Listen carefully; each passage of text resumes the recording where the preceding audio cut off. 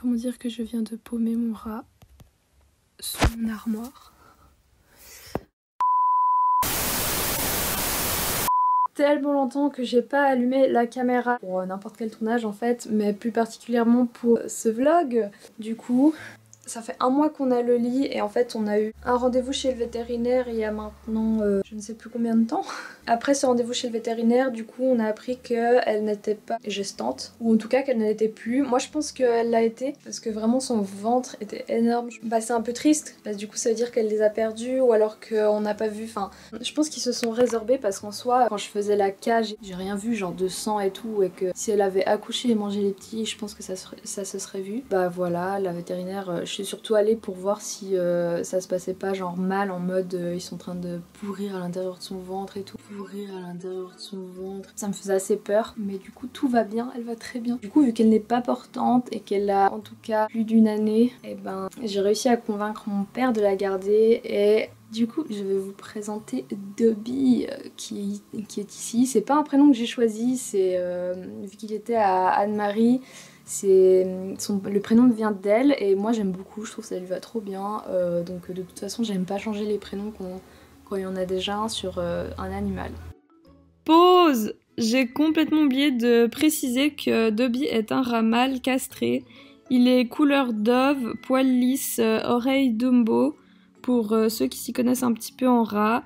Anne-Marie a décidé de me le donner parce qu'en fait chez elle ils s'entendaient avec aucun autre rat, donc ils se retrouvaient tout seuls, et du coup bah là au moins ils se retrouvent avec une copine, et du coup bah il est vraiment trop chou quoi, à part que des fois il se taille, mais sinon il est vraiment adorable.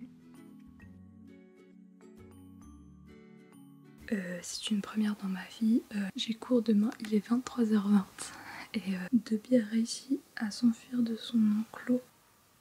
Viens Dobby. Allez viens, crapule. Bref,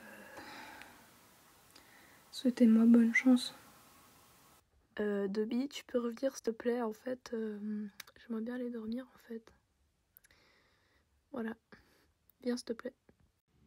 Voilà à quoi ressemble un début d'intégration. Donc là je les mets vraiment dans un petit endroit où il n'y a vraiment rien, où ils sont jamais allés, parce qu'il faut vraiment que ce soit neutre, faut pas qu'il y ait l'odeur de l'un ou de l'autre.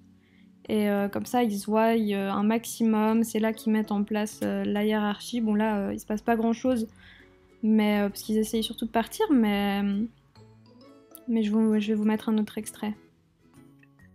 Voilà, sur cet extrait, vous pouvez bien voir du coup Dobby qui va dominer le lit. Donc ça c'est tout à fait normal pendant une intégration, c'est comme ça que ça se met en place toute la hiérarchie.